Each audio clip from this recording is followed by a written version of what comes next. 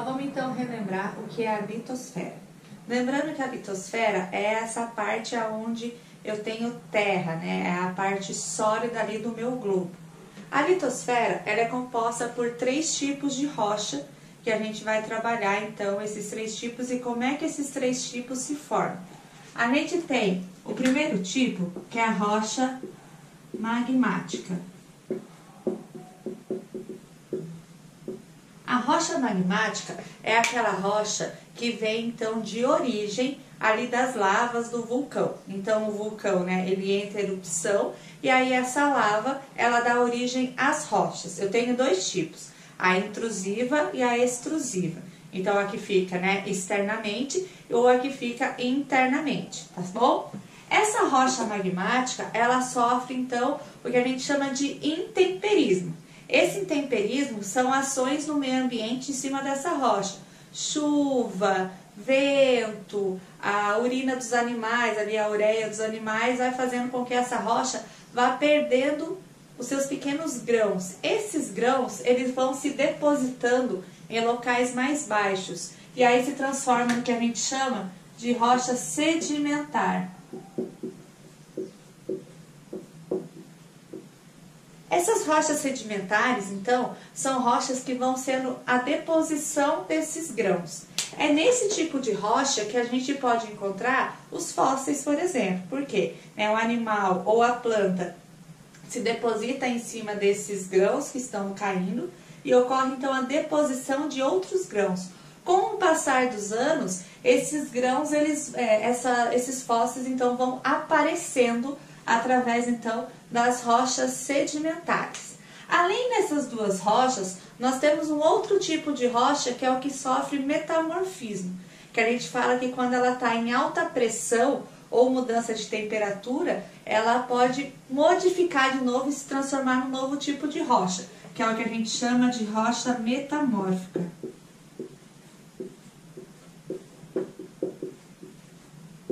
Então, quando a gente fala de rocha metamórfica, a gente está falando daquele tipo de rocha que, através de mudança de temperatura e pressão, vai mudar os seus cristais, transformando, então, outros tipos de rocha. Então, tanto a magmática quanto a sedimentar pode se transformar em metamórfica. A metamórfica também pode se transformar em magmática, se ela estiver ali, né, formando próximo da lava, também sedimentar, e todas podem também dar origem às rochas sedimentares, porque todas elas sofrem intemperismo. Inclusive, a própria rocha sedimentar já feita, formada, ela pode sofrer intemperismo e se transformar de novo num outro tipo de rocha sedimentar, tá? Se vocês verificarem, isso é um ciclo que vai, então, passando de ponto a ponto. Agora a gente vai falar sobre a hidrosfera, que é a parte, então, onde tem a presença de água no meu globo terrestre. Quando a gente compara a presença de água e a presença de solo, a gente verifica que a presença de água no globo terrestre é 70%. Então, eu tenho 70% de água no meu globo. Desses 70%, 97,5% a gente está presente com água salgada ali dos oceanos, tá? E desses 70%, 2,5% é então a água doce que a gente consome, né? Que o corpo necessita para consumir. Desses 2,5%, 31,1% então é a água líquida, o que a gente pode então consumir mais facilmente através de rios, lagos, tá? Desses 31,1%, eu só tenho 4% que é superficial. O restante, ela vai estar presente principalmente ali nas águas subterrâneas, que é o que a gente conhece ali pela água de poço, a água de mina, tá certo? Então, a hidrosfera, ela se divide dessa forma no globo. Verifiquem que a quantidade de água líquida presente no globo ela é muito pequena. O restante vai estar principalmente ali nas calotas polares. Quando ocorre o derretimento das calotas polares, eu estou aumentando essa porcentagem aqui de cima, de salgada. E isso traz problemas ambientais, porque dessaliniza o oceano, causando então alguns desastres ambientais.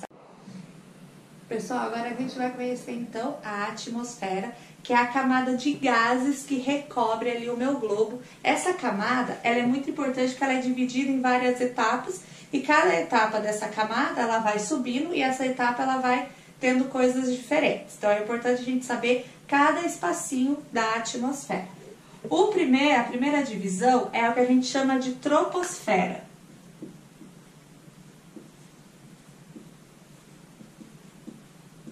A troposfera é então a camada onde eu tenho a vida propriamente dita. É nessa camada que me dá então requisitos para que tenha ser vivos, porque nessa camada eu encontro gás oxigênio, é nessa camada que eu tenho os ciclos biogeoquímicos, o ciclo da água, o ciclo do gás carbônico, o ciclo do oxigênio, tá bom? Ela é de 0 a 18 quilômetros acima. Então, até 18 quilômetros a gente conhece então por troposfera. Logo acima da troposfera é o que a gente chama de estratosfera.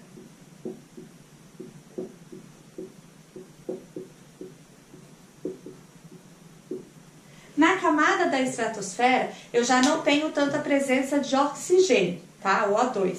Eu vou ter a presença do ozônio. É nessa camada, então, aonde a gente tem a presença da camada de ozônio que vai proteger a Terra dos raios ultravioletas. Então, é nessa camada onde o ozônio se forma, tá bom? Ela vai de 18 a 50 quilômetros. Acima dessa camada, a gente tem a mesosfera.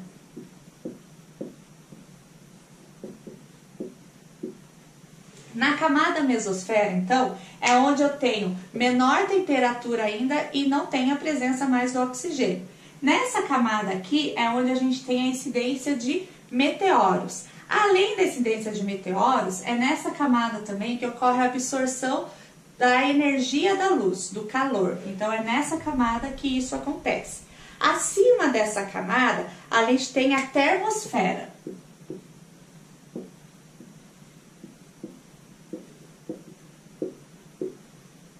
Na termosfera é uma camada então um pouco mais larga, de 80 a 600 quilômetros, e é onde a gente encontra, por exemplo, as ondas vão circular aí por essa camada, e é onde a gente também encontra a aurora boreal. Então é nessa camada que é formada a aurora boreal, tá certo?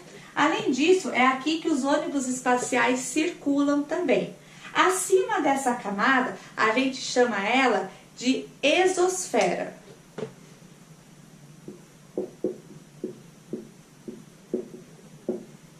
A camada exosfera, então, é a última camada, que é aquela que está próxima ao universo. É aqui onde a gente vai encontrar, então, satélites artificiais. É aqui que eles vão, então, percorrer todo o meu globo, tá? Então, essa camada é de 600 até 10 mil quilômetros, que é a camada, então, externa do meu globo. Então, é necessário a gente saber todas as camadas, qual é a importância de cada uma, saber que a temperatura ela vai então ficando cada vez menor, então daqui vai de 0 a 40 e assim por diante, e aqui vai ficando cada vez mais negativa essa temperatura, tá bom? Bons estudos!